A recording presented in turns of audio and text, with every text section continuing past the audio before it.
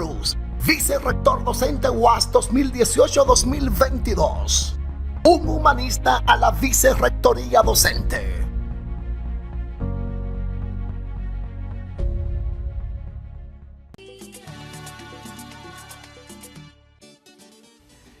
Bien, amigos, vamos a hablar un poco de cosas interesantes acerca de la independencia, acerca de Duarte. Desde que el mundo es mundo, desde que se escribe historia, muchos historiadores que han servido al poder han puesto a los próceres siempre como santos, como divinidades, y eso siempre tiene la intención de evitar la emulación. No quieren que los imiten. Entonces, usted le dice, Duarte, el Cristo de la libertad. Y usted dice, bueno, lo que hizo era porque era un Cristo. Y yo soy un simple ser humano, yo no puedo hacer lo mismo. Y realmente, vamos a ver qué de tan carne y hueso era Juan Pablo Duarte desde su niñez. Muy buenos días a nuestro invitado especial de hoy, el catedrático de Historia Juan de la Cruz. Para mí es un gran placer estar compartiendo con ustedes en este día tan especial para los dominicanos y dominicanas, como es el Día de la Independencia Nacional. Buenos días y bienvenido. Vamos a comenzar con Duarte niño, que dicen que era muy estudioso, pero que no se conformaba con los textos escolares, que leía todo. Así es. Nuestro patricio Juan Pablo Duarte, desde muy temprana edad, a los 6 años de edad, según nos cuenta su hermana predilecta por lo de que siempre llevó apunte de sí, cómo era su hermano. Rosa. Rosa, protomártir, que era el nombre de ella realmente, Rosa Protomártir Duarte Díez. Sí. Decía de Juan Pablo Duarte que a los 6 años había adquirido aprender a leer y escribir. O sea, ya a los 6 años su madre inició ese proceso de alfabetización. Y una amiga de su madre, Montilla, apellido Montilla, culminó ese proceso de alfabetización de nuestro patricio Juan Pablo Duarte. Y Rosa dice que ya a los 6 años también se sabía el catecismo de memoria, lo que evidencia claramente que muy tempranamente Juan Pablo Duarte dio muestras de ser una persona interesada en la lectura, interesada en aquellas cosas que fundaban valores. En aquella época, ser cristiano era tener valores importantes. Por ejemplo, valores familiares importantes. Un niño inclinado a poner cosas valiosas dentro de su cabeza. Claro, claro. A través de la lectura. Bueno, promovida por sus padres, obviamente. Eso es en el hogar. Claro. Eso es en el hogar. Adelante. No, Uchi siempre habla de ese Duarte de ser humano, y aquí siempre hemos promovido la idea de que Duarte era una persona común, claro, teniendo unos padres que desde los 6 años le empujaban hacia la lectura. Digamos que ahí nos da una muestra de que hay un interés en la familia de formar a este individuo, pero es un hombre de carne y hueso el que se le ocurre la idea de la Trinitaria. Cuéntanos un poco de esa persona y qué tan diferente es de los dominicanos y dominicanas que tenemos al día de hoy. Lo importante es decir, afirmar claramente que era un hombre de carne y hueso. Un hombre de carne y hueso que amó tanto a la patria como a varias mujeres que tuvo, que esa es una parte que casi nunca se quiere tocar para dejar ver que era un hombre etéreo que vivía en la luna. Con esas concepciones anticuadas. ¿No? Además de eso, una persona muy querido por sus condiscípulos, es decir, por sus compañeros de estudio. Hasta el punto de que todos, cuando Duarte hablaba o cuando se le pedía que dijera algo sobre un tema determinado, todos asentían con la cabeza diciendo exactamente eso. ¿Y qué es lo que prende la chispa? Y cuando tocaba guitarra también. Era un muchacho. Un hombre polifacético. Sí. Polifacético. Tocaba flauta, tocaba guitarra, tocaba piano. O sea, además era experto en esgrima, que es un deporte olímpico hoy día. Sí. Era una persona con un nivel, digamos, de sensibilidad poética, poeta. Fue un poeta de alto nivel. Vemos sus versos y nos quedamos boquiabiertos con el nivel de coherencia, y en este caso tuvo una influencia importante de un poeta español, José Espronceda, y una influencia tal que incluso José Espronceda había sido deportado de España por formar una sociedad secreta similar a la que él luego formaría. Los Numantinos se llamaba esa sociedad secreta que José Espronceda en España había fundado, y que años antes de Duarte llegar a Barcelona había sido expulsado de España. Y Duarte parece que se interesó por la vida de este importante poeta romántico, y de ahí de alguna manera viene su romanticismo, al igual que otros importantes escritores ingleses que influyeron en él. Y en el caso de Víctor Hugo, francés, también influyó enormemente en él, hasta el punto que cuando regresó de España trajo uno de los elementos distintivos de Víctor Hugo y lo regaló a algunos de sus compañeros. Y trajo muchos libros también. Y trajo muchos libros. ¿Se sabe de qué? Tengo entendido que obras sobre estrategia y táctica militar. Sí, así es decir, que tenía claro lo que venía a hacer. Sí, tengo entendido que dramaturgia, así que es. tenía pensada la propaganda a través del teatro. Así es. Y filosofía y literatura. Parece que trajo un baúl grande lleno de libros. Sí, parece ser que él entendía que no era posible llevar a cabo un proyecto de la magnitud que él se proponía, sino era formando a esos jóvenes que con él iban a desarrollar un proyecto de esta naturaleza. ¿Qué se va Duarte a hacer a Barcelona, y dónde es que prende la chispa para él decir: tenemos que hacer algo para lograr la independencia de la República Dominicana? Mira, casi siempre se toma como referencia el viaje en el barco, como que ese es el elemento estimulador de Duarte, pero yo lo veo un poquito antes. Yo lo veo en su hogar, como decíamos ahorita, cuando su padre, don Juan José Duarte Rodríguez, se niega a firmar un manifiesto de apoyo al presidente Jean-Pierre Boyer. Ahí yo lo veo. Tenía apenas 9 años pero Juan Pablo Duarte cuando se produce había antecedentes. Cuando entró Toussaint, tomando este territorio a nombre inconsulto de Francia. La familia Duarte se va a don Juan Rico, José y doña Manuela Díez cerraron su negocio, cerraron su casa y se fueron a Puerto Rico porque no aguantaban. A Mayagüez, Puerto Rico. Así es. Que allá nació su primer hijo, que fue Vicente Celestino. 1802. Es decir, que ya en esa familia había un ambiente de resistencia al poder haitiano. Así es. Pero, como le digo, pero ya en Duarte es el hecho mismo de que su padre se negó a firmar un manifiesto de apoyo que todos los comerciantes habían firmado, exceptuando el caso de Juan José Duarte Rodríguez. Y esto, como en una ciudad tan pequeña como la ciudad colonial en ese momento, cundió la ciudad. Es decir, todo el mundo sabía que este comerciante se había negado a firmar ese manifiesto, y eso le valió estar permanentemente vigilada a la familia Duarte por esa decisión de su padre. Esto demuestra claramente que a Duarte de alguna manera le llega esta información, y esto se constituye un elemento que posteriormente prendería en él la chispa, vamos a decir, de la libertad y de la lucha por la independencia. Pero la mayor parte de los biógrafos de Duarte ponen el caso del viaje a España.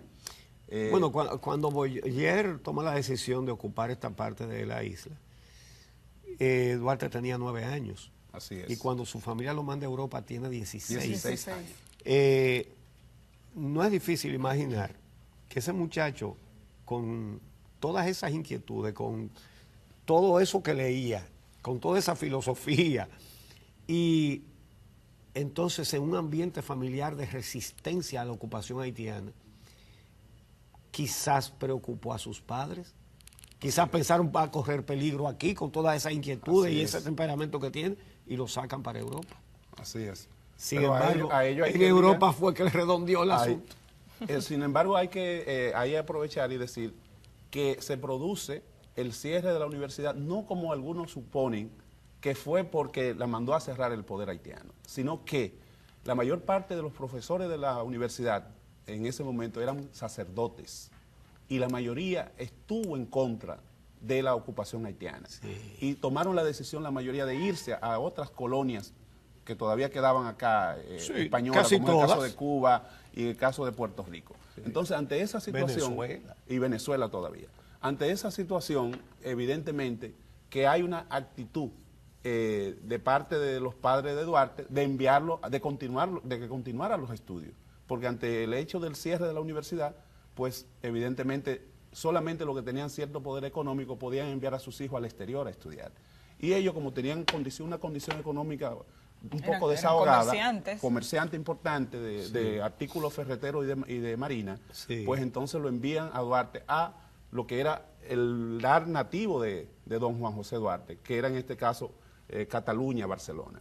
Entonces, a partir de ahí es que toma la decisión de enviarlo con un amigo suyo que había sido juez del Tribunal de Comercio de Santo Domingo, Pablo Pujols, y este le acompaña en todo ese trayecto, porque iba primero a Estados Unidos, luego a Europa, en un viaje yo supongo que de descanso o de placer, después de haber estado al frente del tribunal por varios años, ya no era miembro del Tribunal de Comercio, y se dirige primero a Estados Unidos, donde dura aproximadamente un mes, y de ahí entonces se va en un viaje transatlántico a Europa, llegando primero a Inglaterra, luego pasando por Francia y finalmente a Barcelona, que era el destino de Juan Pablo Duarte. Y en todo ese trayecto, que es un elemento que hay que destacar, nuestro Juan Pablo Duarte perfecciona varios de sus idiomas. Perfecciona el inglés en su viaje por Estados Unidos e Inglaterra y perfecciona el francés en su viaje por Francia, hasta llegar a Barcelona, donde además de hablar el español, se ve obligado a aprender el catalán. O sea, o a perfeccionarlo, porque su padre de alguna manera también lo manejaba. De manera que en ese sentido, eso nos muestra a un Juan Pablo Duarte, como hemos dicho ahorita, con una capacidad de hacer cosas y de aprender cosas que es, vamos a decir, uno se queda maravillado al ver un Juan Pablo Duarte con esa capacidad, un políglota, podríamos decir, hasta el punto de que llegó a dominar no menos de 6 o 7 idiomas, incluyendo el latín, que lo leía perfectamente. Bueno, ese muchacho, con todas esas capacidades, se junta con jóvenes liberales. Así es. Y está lleno de ideas libertarias. Y va tomando ideas. Por ejemplo, ahí conoció la experiencia de los carbonarios italianos, que tenían una sociedad secreta. Así es. Dividida en 2 ramas, una que se dedicaba al acopio de armas y el entrenamiento militar, y la otra a hacer propaganda con obras de teatro en las calles. Así es. Que siempre el argumento de esas obras eran pueblos luchando por su libertad. Evidentemente que lo calcó, porque eso fue lo que vino a hacer. Ahora, cuando él viene aquí, en 1820 y tantos, 27, 28. 31 regresó. Entonces, él hace lo mismo. Cuando funda la Trinitaria tiene 25 años. Así es. Ahora, todo el que estaba inconforme aquí, que debe haber sido prácticamente todo el mundo, con la ocupación haitiana, unos querían el protectorado francés y otros el protectorado español. Aquí nadie, absolutamente nadie, hablaba de un proyecto, de un país independiente. Absoluta. ¿Cómo este muchacho tan joven viene desde Europa y convence a un grupo importante de que era una república independiente? Mira, Lo que había que hacer. lo primero es, engarzando con la pregunta que nos hacía Amelia, es que él apenas le quedaron 2 o 3 asignaturas para completar su doctorado en Derecho en España. Tan así que posteriormente en Venezuela se le propuso que concluyera sus estudios y presentara tesis. Y él dijo, mi tarea primaria en este momento es la independencia de la República. O sea, que en este caso evidencia que era una persona que se había formado en términos académicos por un lado y en términos ya autodidacta por el otro. Y esto demuestra claramente que era una persona que había conocido los clásicos del derecho, por ejemplo, entre ellos Rousseau, que tenía la idea clara de que la soberanía popular era el elemento clave en todo proceso democrático y que el sufragio universal era la vía expedita para que hubiese un sistema democrático en cualquier país que proclamara una república. Y eso lo evidencia su proyecto de constitución, donde está claramente definido lo que es el sistema democrático por el que él abogaba. Pero asimismo coloca al poder municipal como el primer poder del Estado. Y esto justamente lo aprende en Barcelona, España. Por eso cuando le preguntan que qué fue lo que más le impactó de su viaje por Europa, inmediatamente dicen los fueros municipales de Barcelona. O sea, eso deja ver claramente que para Duarte, ese impacto que tuvo, ese poder local que florecía en toda esa zona de Cataluña y especialmente en Barcelona, en la ciudad donde él estudió, demuestra claramente que Duarte es una persona con un nivel que sobrepasó, vamos a decir, sobrepasaba el normal ciudadano de esa época. Entonces, coloca el poder municipal en primer lugar, luego el legislativo, luego el ejecutivo y por último el judicial. O sea, en ese orden lo coloca en su proyecto de constitución. Nos deja ver a un Duarte con un nivel, vamos a decir, con el aprendizaje de todas aquellas filosofías políticas que estaban en boga en aquella época, el romanticismo, la ilustración, el liberalismo político. O sea, es Duarte el depositario de todas estas ideas avanzadas de aquella época. Y eso trata de aplicarlo acá con sus compañeros, le hace ver la importancia de un sistema democrático. Por eso él mismo no se ve tentado cuando lo proclaman presidente en todo el Cibao a aceptar, sí, yo soy el presidente, nada por el estilo, porque él entendía que era vía un proceso de elección popular lo que debía dar lo que era el gobierno definitivo de la República. Ahora, ¿cómo impone él esa idea cuando todos los sectores conservadores, que eran al mismo tiempo los más poderosos económicamente, querían anexarnos a Francia o a España? ¿Cómo él impone la idea de la independencia? Vamos a decir que en lugar de imponer, convence. Porque Juan Pablo Duarte era una persona con la capacidad de persuasión y con unos argumentos sólidos, vamos a decir, para convencer a cualquier persona de las ideas correctas que él en este caso postulaba. De manera que podemos decir que tuvo esa capacidad de persuasión y la propia Rosa Duarte en los textos dice que sus compañeros, tanto de la Trinitaria como los que iban al almacén de su padre a recibir clases, tanto la que él daba en el área de los idiomas como de las matemáticas, que era un gran conocedor de las matemáticas, y las clases de filosofía que daba el padre peruano, Gaspar Hernández, demuestran claramente que era un individuo con esa capacidad, digamos, de afabilidad, de allegarse a los demás y no tener que imponer las ideas, sino persuadirlo de la importancia de desarrollar un proceso democrático, pero también de hacerle ver a ellos que tenían que meterse al ejército haitiano para aprender el arte de la guerra. Iba a preguntar eso. Entre los libros que trae se dice que trajo obras españolas y francesas sobre estrategia militar. Así es. Se habla poco de que él ingresó a la Guardia Nacional Haitiana después de que vino aquí.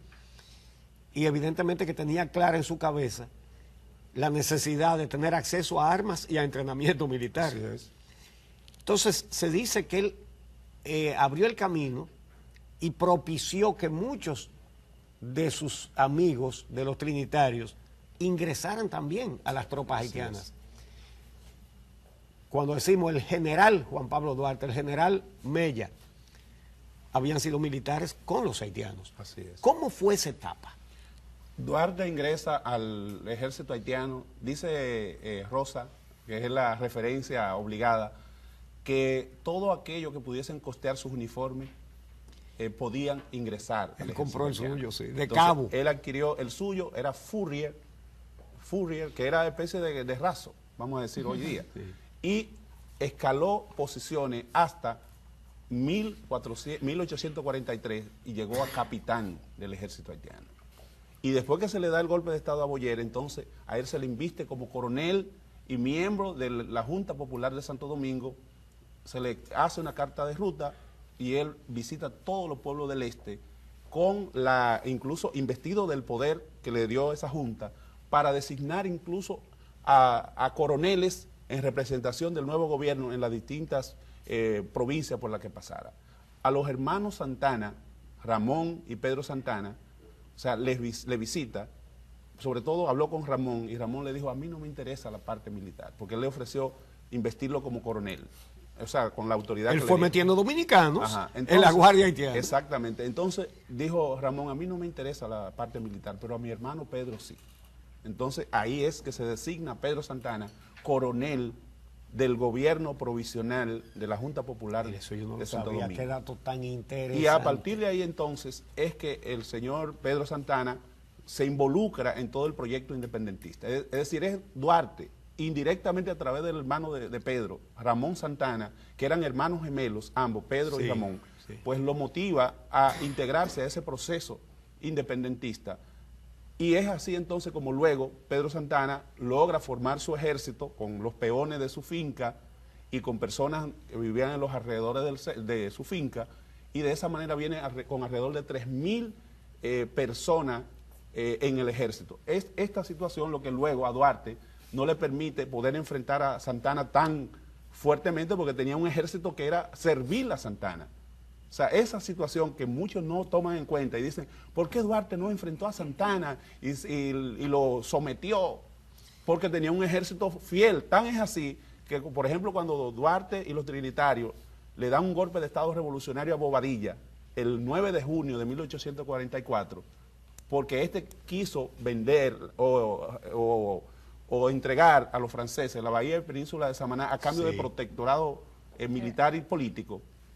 Entonces, Juan Pablo Duarte establece a Sánchez como presidente de la República. Demuestra que era un individuo con una decisión clara de que el país no podía ceder ni un ápice en cuanto a la soberanía nacional. Bueno, vamos a hacer una pausa. Eso iba. Hacemos la pausa y regresamos en breve para continuar esta conversación con el profesor Juan de la Cruz, catedrático del área de Historia de la Universidad Autónoma de Santo Domingo. Continuaremos hablando de Duarte y de la independencia nacional. Así es.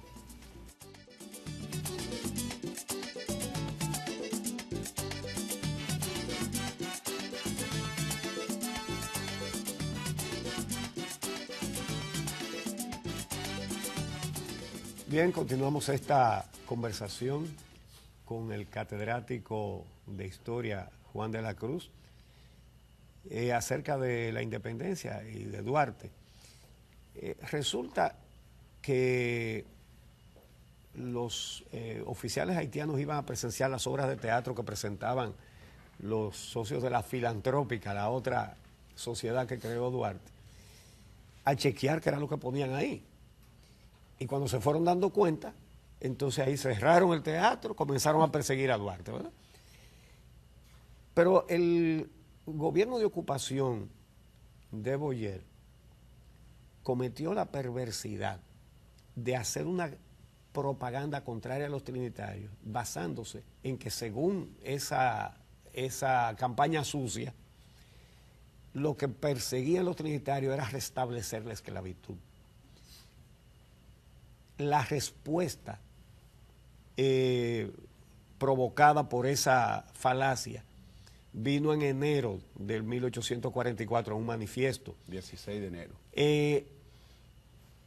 ¿Cómo podían ellos concebir ligar a Duarte con propósitos esclavistas? ¿Cuál era la posición de Duarte frente a eso y qué fue lo que dijo el manifiesto que puso las cosas claras? Sin lugar a duda que uno de los elementos que en principio motivó la ocupación de toda la isla era el temor de los haitianos de que pudiese producirse una reocupación de la parte oriental, ya fuese por España, que era esclavista en el Caribe, sí, o ya fuese por Francia, que igualmente tenía colonias esclavistas en el Caribe. Exacto. Entonces, en principio, por eso yo digo que en principio era legítima la preocupación, cuando produjo Jean-Pierre Boyer la ocupación. Y por eso estimuló lo que se podría llamar, o sea, el servicio militar obligatorio, en principio, sí, por ese temor latente que había, de que estas dos potencias pudiesen querer ocupar la parte oriental de la isla. Ahora, de ser legítima esa preocupación en principio, pasó entonces a una actitud desmedida, vamos a decir, de ambición desmedida. Y ahí a entregar tierra a los militares. Y usarlo como un chantaje. Y usar el chantaje de que los trinitarios eran colombianos y que como lo asociaban a Núñez de Cáceres, que no abolió la esclavitud, pues entonces decían que esto venían a querer restablecer la esclavitud. Es decir, prácticamente era esa campañita que desarrollaron tratando de mostrar o de denostar en este caso a los trinitarios y a la gente que tenían ideas progresistas avanzadas en ese momento. Pero evidentemente el manifiesto del 16 de enero de 1844, apenas un mes y algo antes de la independencia, evidenciaba claramente una firme disposición de los trinitarios de no cejar un solo paso. E incluso firmado el manifiesto por personas prestantes, incluyendo en este caso a Tomás Bobadilla, que había sido el representante de Jean-Pierre Boyer en la parte oriental, cuando Jean-Pierre Boyer era presidente. Sí. Y asimismo firmada en segundo lugar por Mella y luego en tercer lugar por Sánchez, aunque evidentemente Sánchez y Bobadilla fueron los redactores del manifiesto.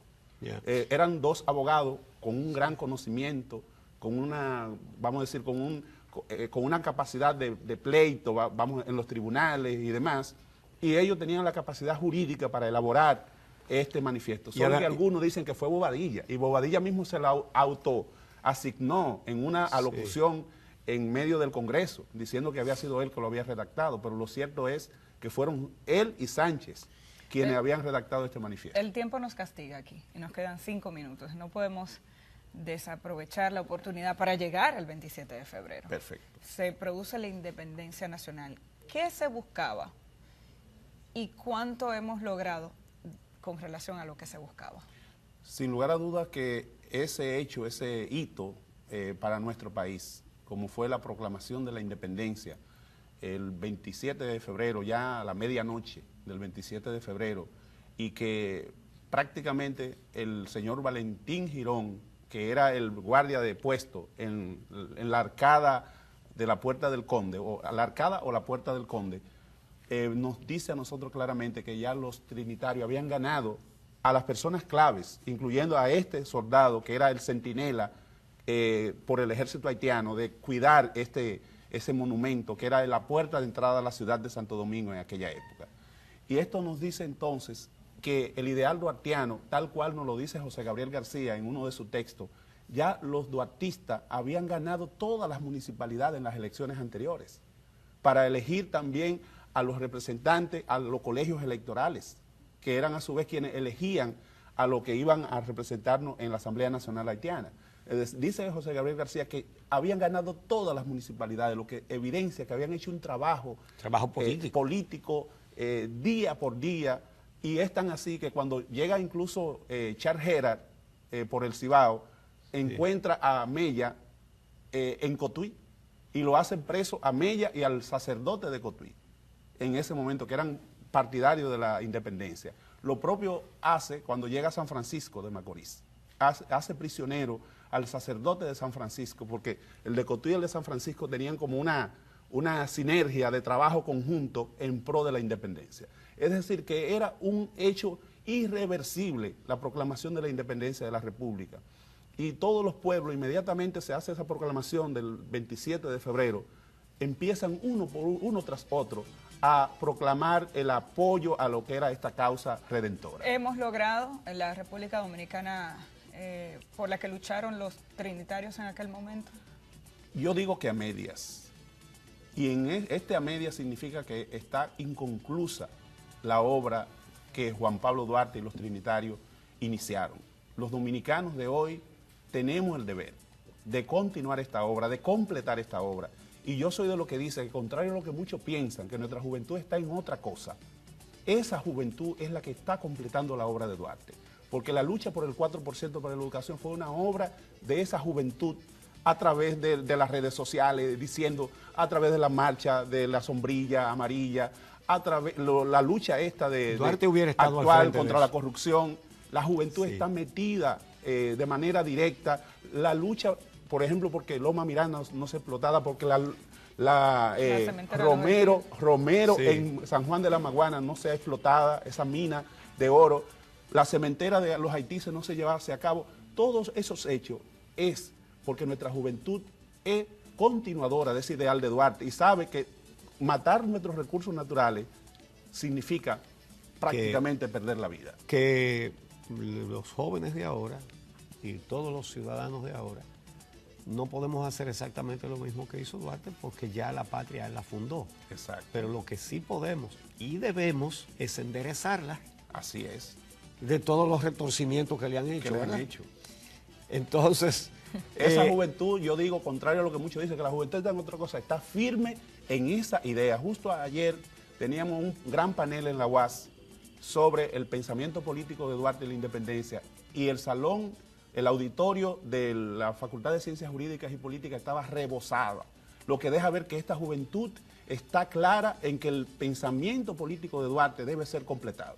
Bueno, muchas gracias al profesor Juan de la Cruz, que es candidato a vicerrector docente de la Universidad Autónoma de Santo Domingo. No tuvimos tiempo de hablar de eso. Espero que me pero hay que inviten en otra consignar. ocasión. Claro que sí, por supuesto. Y aprovechamos y hablamos de historia otra vez. Perfecto. Qué interesante ha sido.